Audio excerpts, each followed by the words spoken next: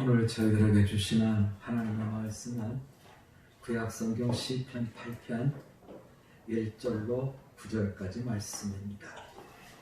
이제 시편 8편의 말씀을 1절로 9절까지 저와 한 절씩 교독한 가운데 살아계신 하나님의 음성 들으실 수 있기를 바랍니다. 1절 제가 먼저 보겠습니다. 여호와 우리 주여, 주의 이름이 온 땅에 어찌 그리 아름다운지요. 주의 영광이 하늘을 덮었나이다.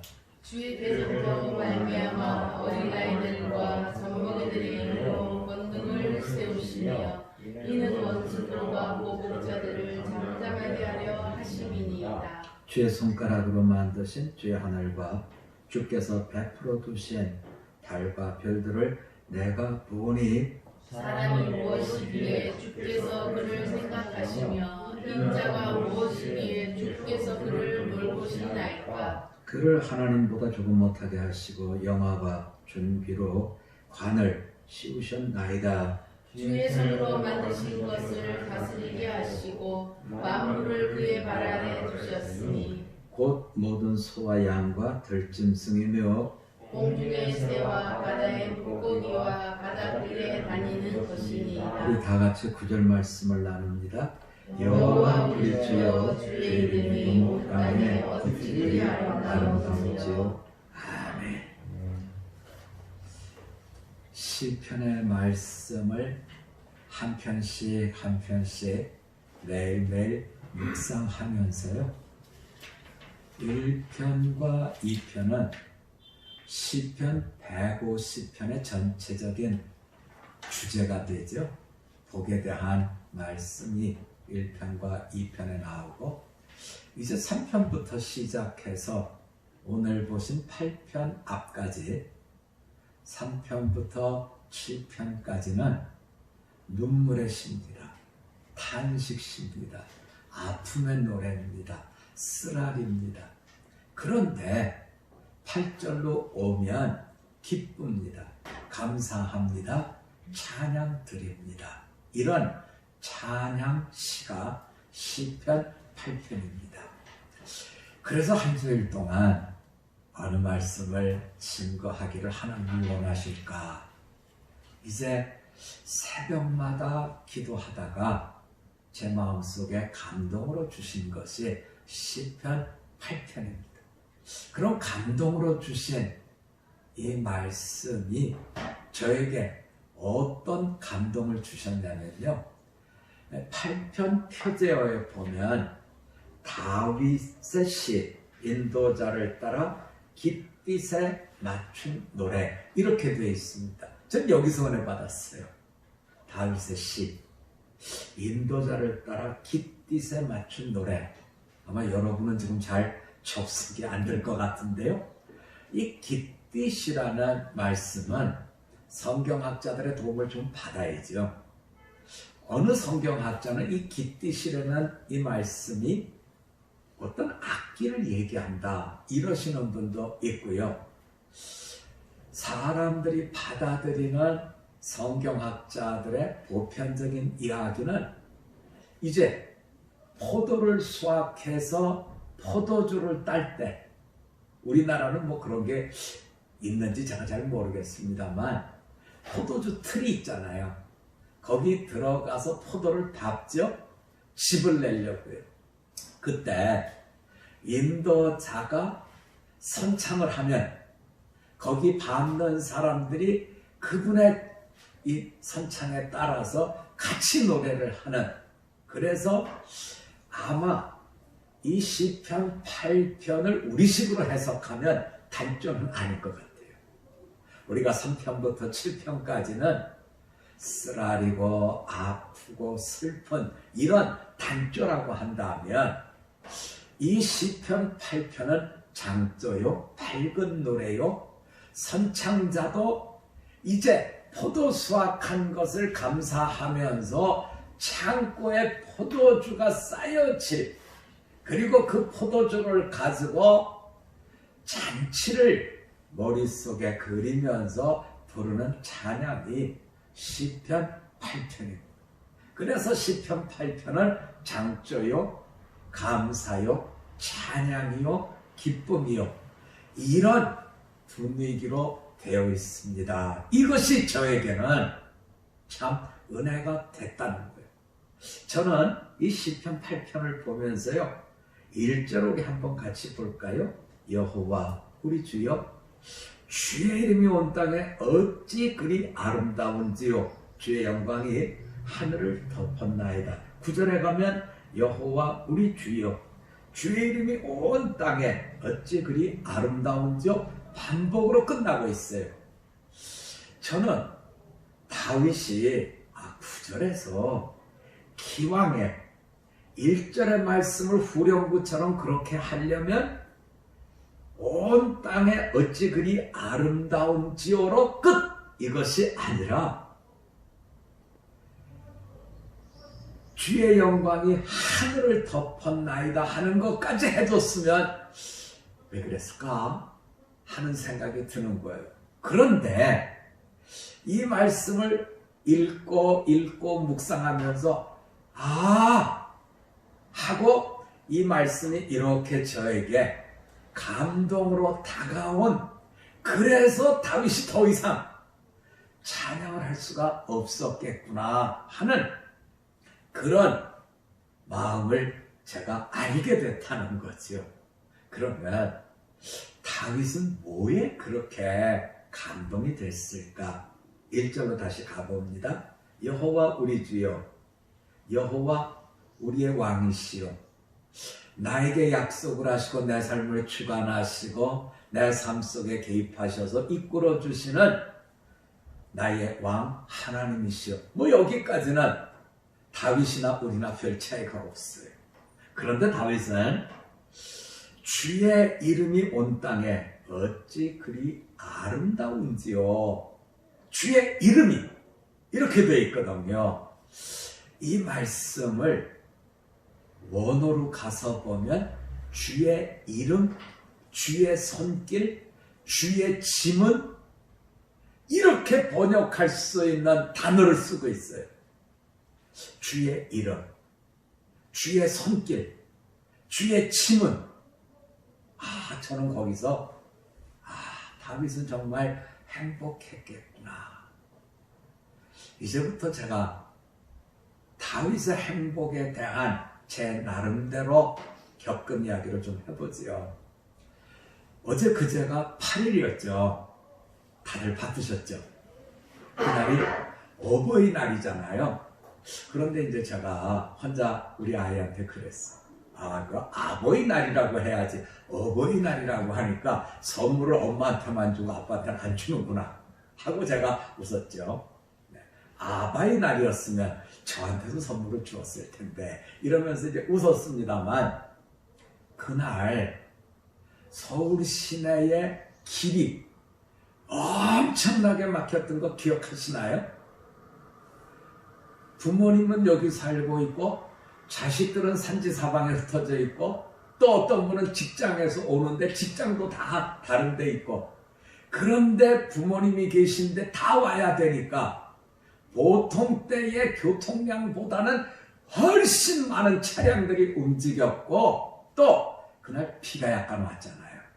그래서 비 오는 날의 그 체증과 움직이는 교통량과 이런 것 때문에 어버이날을 기쁘게 해드리는 저녁 식사들을 하는데, 옛날에는 다 집에 모셔가지고 했습니다만 요즘에는 그런 분이 아무도 없잖아요. 혹시 있나요? 네. 어쨌든 간. 그래서 이제 저도 우리 처하고 이 앞에 있는 음식점에 갔죠. 처음에는 7시 반이면 된다 그래서 맞춰가지고 갔는데 8시 반? 안 나타나는 거예요. 그래서 할 수 없이 30분을 기다리고 또 30분을 기다리고 이러면서 좀 할 일이 없잖아요. 그래서 이제 저 혼자 시간을 보내면서 거기 테이블에 앉아있는 다른 집들을 보기 시작했어요. 그리고 저 혼자 웃었어요. 왜냐하면 어쩌면 붕어빵과 붕어빵이 아닌 게 딱 표가 나는다는 거죠. 할아버지 할머니가 시아버지 시어머니인지 아니면 친정아버지 친정어머니인지 거기에 와 있는 아들과 딸들을 보면 아, 저 집이구나. 아, 저 집이구나. 그런데 재밌는 게 있더라고요. 할아버지 할머니가 내천자 그린 집은 그 집 애도 아들과 딸 중에 그 집 애도 내천자를 그리고 있어요. 그런데 더 재밌는 건 꼬맹이들 초등학교 다니거나 어린아이들도 비슷해요. 여러분, 여호와의 이름이 온 땅에 어찌 그리 아름다운지요? 아, 저 집은 부모님의 지문을 자녀들에게 저렇게 얼굴에 만들어주고 누가 봐도 붕어빵이구나, 누가 봐도 기쁨의 집이구나, 누가 봐도 저 집은 근심 걱정의 집이구나 하고 딱 알 것 같더라는 거죠. 그래서 다윗은 나는 주의 이름이 온 땅에 참으로 보는 것마다 아이고 이것도 주님의 작품입니다. 아이고 이것도 주님의 손길입니다. 아이고 이것도 주님표입니다. 다른 말로 하면 거기에는 감사가 있고 찬양이 있고 기쁨이 있습니다라는 것을 봤다는 거죠. 그래서 그 뒤에 어디로 가냐면 2절입니다. 주의 대적으로 말미암아 어린아이들과 젖먹이들의 입으로 권능을 세우시며 이는 원수들과 보복자들을 잠잠하게 하려 하심이니이다. 저는 이 대목이 너무나 이상해요. 왜냐하면 다윗은 2절 때문에 죽을 뻔했잖아요. 여러분 기억하시죠? 다윗이 블레셋 사람을 가서 전쟁에서 많이 죽였지요. 이겼지요. 돌아왔을 때 그 성에 있던 여자들이 나와갖고 뭐라고 찬양했죠? 사울은 그게 바뀌었잖아요. 임금님인데 춘천이라 그러고 일개 장수인데 만만이라 그래가지고 그 뒤에 어쭈 해가지고 다윗은 도망자가 된 거 아닙니까? 그런데 다윗은 지금 그 얘기를 하고 있어요. 주의 대적으로 말미암아 어린아이들과 젖먹이들의 입으로 하나님의 권능을 세우셨습니다. 이는 원수들과 보복자들을 잠잠하게 하려고 하신 겁니다. 여러분 어떠세요? 그 찬양 때문에 다윗은 나중에 블레셋으로 도망가갖고 몸을 거기다 의탁해 보려고 했다가 저 사람 만만이라고 했던 그 장소 아닙니까? 그래가지고 어떻게 돼요? 침막 흘리고 거기 벽에 가서 뭐 이러고 난리치고 했던 게 이 찬양이잖아요, 여러분. 그런데 다윗은 그 찬양을 꺼내들면서 역시 하나님은 최고입니다. 이렇게 지금 하고 있거든요. 그러면서 무슨 얘기를 하냐면 주의 손가락으로 만드신 주의 하늘과 주께서 베풀어 두신 달과 별들을 내가 보오니. 아, 하나님이 다윗이라는 분을 예뻐할 수밖에 없었겠구나. 여러분, 요새 별 보셨어요? 요새 달 보셨어요? 여러분, 별 보고 달 보려면 산에 가서 캠핑을 하거나 아니면 깜깜한 해변가에 가거나 아니면 사람 없는 산속에 들어가서 혼자 걸어 다니거나 이래야 별과 달이 보이잖아요. 다르게 표현하면 3절 때문에 3절에서 2절 때문에 3절에서 다윗은 뭐라고 얘기하냐면 나는 별과 달을 보는 인생이 됐습니다. 다른 말로 표현하면 난 뭐가 됐다는 거예요? 도망자가 됐다는 거예요.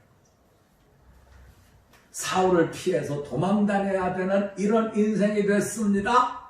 그런데 다윗은 그것을 어떻게 해석해 주고 있느냐면 하나님이요, 제가 장가가는 날 저희 집에 오셔가지고 조명 공사를 하셨네요. 여기에는 별을 달게 해주시고 저기에는 달을 달게 해주시고 요 방에는 은은한 조명, 요 방에는 밝은 조명, 밥 먹는 데는 요런 조명 이렇게 해주셨다고 지금 고백하고 있는 거예요. 여러분, 우리가 여기서 다윗이라는 분이 왜 아브라함과 다윗의 자손 예수 그리스도의 세계 예수님에 대한 이야기를 할 때마다 등장하는 믿음의 본이 된 자가 됐느냐 할 때 우리는 다윗이 고생을 안 겪어서 통일 이스라엘의 왕 아니에요. 사람들의 높임은 받았지만 그것 때문에 달을 봐야 되고 별을 봐야 되는 도망자가 됐는데 다윗은 그런 어려움을 겪으면서 이런 것이 아니라 다윗은 하나님은 온 땅에 온 하늘에 이 모든 것을 내 집으로 주시고 거기에 별을 조명으로 달을 조명으로 여기에는 식탁을 놔주시고 밝게 해주시고 여기는 침실이니까 여기는 은은하게 이렇게 만들어 주셨다고 지금 우리에게 듣게 해주고 있는 거죠. 다윗이 왜 수많은 인생의 난관을 겪었음에도 무너지지 않았을까? 다윗은 바로 하나님의 지문이 나를 만드시고, 여러분 우리가 창세기를 보면 그렇잖아요. 하나님께서 첫째 날 욕을 만드시고 둘째 날 욕을 만드시고 그리고 마지막에 가서 흙으로 사람을 만드신 뒤에 심히 보기에 좋았더라 그 말씀처럼 지금 다윗은 그 얘기를 하고 있는 거예요. 여러분 어떠세요? 나는 그냥 하나님이 좋은 거 주실 줄 알았는데 지질이 고생하고 지질이 뚜려도 맞고 지질이 개골창에 처박혀가지고 내 인생은 왜 이렇게 찌그러졌습니까? 이렇게 탄식하는 인생을 산 것이 아니라 이분은 맞아 하나님은 꼬맹이들을 통해서 그렇게 찬양하게 하고 여자분들을 통해서 그렇게 찬양하게 하고 내가 사는 삶의 터전을 요만한 집이 아니라 온 땅과 온 하늘을 나에게 세계로 주시고 하나님께서 주신 온 세계를 집으로 삼는 자답게 조명이 근사하잖아요. 뭐예요? 별이에요. 별. 뭐예요? 달이에요. 여러분 아무리 대단한 사람도 달을 조명으로 받았다고 하는 사람은 흔하지 않잖아요. 다윗이 지금 그 얘기를 하고 있는 거예요. 역시 하나님의 스케일은 어때요? 엄청나요. 하나님의 사랑은 어때요? 나로서는 가늠할 수 없는 하나님의 간섭이요 하나님의 인도하심임을 이렇게 보여주고 있는 거죠. 그래서 4절에 가면 제가 보면 다윗이 막 이 감정이 고조돼서 꺾 우리가 그렇잖아요. 너무 좋으면 꺾 사람이 무엇이게, 다른 말로 하면 다윗이 무엇이게, 다른 말로 하면 박흠모가 무엇이게, 주께서 도대체 티끌 같은 나를 생각하시고 하나님의 사람으로 이 땅에 살아가는 내가 무엇이게 주께서 나를 돌보십니까? 도대체 내가 누구간데 하나님은 나를 생각하시고 나를 돌보시고 지금 다윗은 이런 감격 가운데 숨이 넘어가더라. 너무 좋았어. 자, 그 뒤에 다윗은 이런 얘기를 해요. 5절에서 하나님보다 조금 못하게 하시고 영화와 존귀로 관을 씌우셨다. 나를 한껏 하나님께서 높여주시고 영화와 존귀로 하나님의 형상을 가진 자로 나를 만들어 주셨습니다 하면서 8절에 가면 6절에 가면 주의 손으로 만드신 것을 다스리게 하시고 만물을 그의 발 아래 두게 하셨다. 다른 말로 하면 온 눈으로 보는 우주 경영에 경영자로 나를 삼아주셨다는 거죠. 너는 이제부터 이 땅을 경작하라. 이 땅을 세워가라. 너는 이제부터 이 사람들을 주님의 손, 주님의 마음이 되어 그들이 이 땅에서 잘 살아갈 수 있도록 경영하는 경영자가 되어주면 좋겠다. 이 말씀을 주고 계시는 거예요. 여러분, 내가 어떤 일터를 경영한다는 것은 그 일터에 관계되는 사람의 모든 것을 주님께서 나에게 어떻게 하신 거라고요?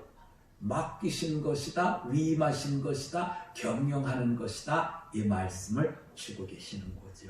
그런데 여기에서 보면요, 7절, 8절에 재미있는 하나님의 눈뜨게 해주심이 나와요. 7절입니다. 모든 소와 양과 들짐승. 이것은 목동인 다윗에게는 너무나 당연하겠죠. 나는 소를 키우고 양을 키우고 또 들에 있는 다른 짐승들을 나는 잘 그들을 돌봐야 된다는 걸 알았다는 거예요.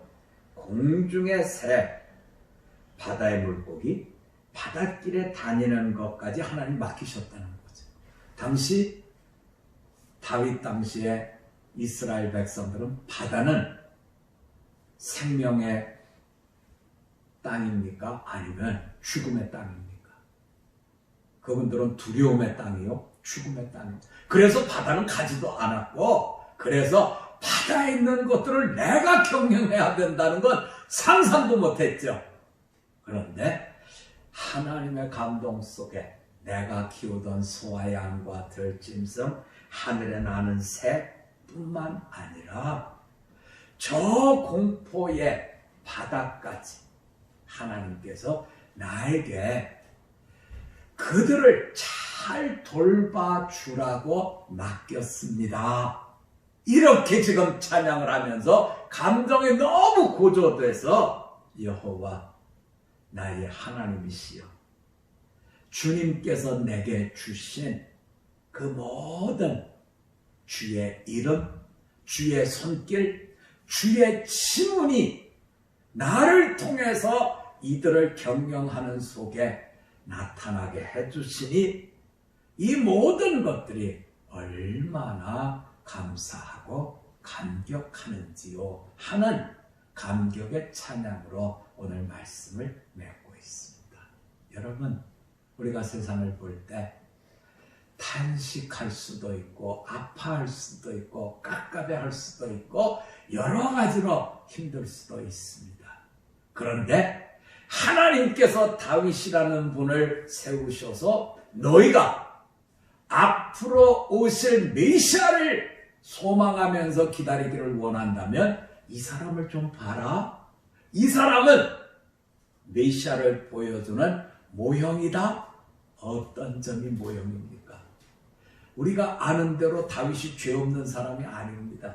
그럼에도 불구하고 하나님께서 이렇게 말씀하시는 것은 다윗이 나에게 주어진 모든 것들을 참으로 하나님의 마음으로, 하나님의 생각으로, 감사로 버릴 것 없이 걸어갈 수 있도록 받아들이고 있음을 우리에게 이렇게 보여주고 있더라는 것은 5월입니다. 참으로 좋은 날들이 많습니다. 어린이날이 지났고 어버이날이 지났고 앞으로도 우리 주변에 아름다운 장미꽃이 필 것이요, 우리가 보지 못했던 참으로 실록들이 이제 우리 곁에 올 텐데 그곳에 남겨진 하나님의 지문을 보면서 나도 하나님의 손길, 하나님의 지문으로 만들어진 보기에 참 좋았더라 하는 주님을 보여주는 하나님의 형상을 가진 5월을 누려가도록 주님의 이름으로 부탁드립니다. 다윗은 내 삶은 과분한 은혜였습니다. 시편 8편을 통해서 이렇게 들려주고 있습니다. 달려갈 길을 매일 달려가면서 과분한 은혜 속에 제가 서 있습니다 고백하는 우리 모두가 되실 수 있기를 주님의 이름으로 부탁드립니다. 우리 한번 같이 기도드리겠습니다.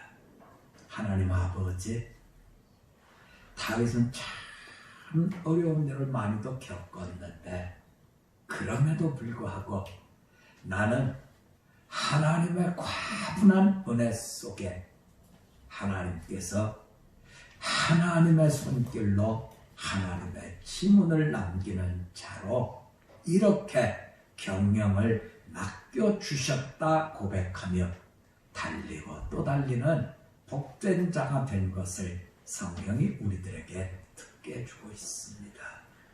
어렵고 힘든 걸음에 멈춰 선 것이 아니라 하나님이 넓혀주신 온 땅, 온 하늘을 내 집으로 별과 달을 하나님이 만들어주신 집의 교명으로 참으로 하나님의 사랑 가운데 있음을 이처럼 고백하며 듣게 주셨사오니 우리 모두도 하나님의 장중에서 감사하며 기뻐하며 하나님의 손이 되고 발이 되는 하늘 백성으로 서게 하여 주시옵소서.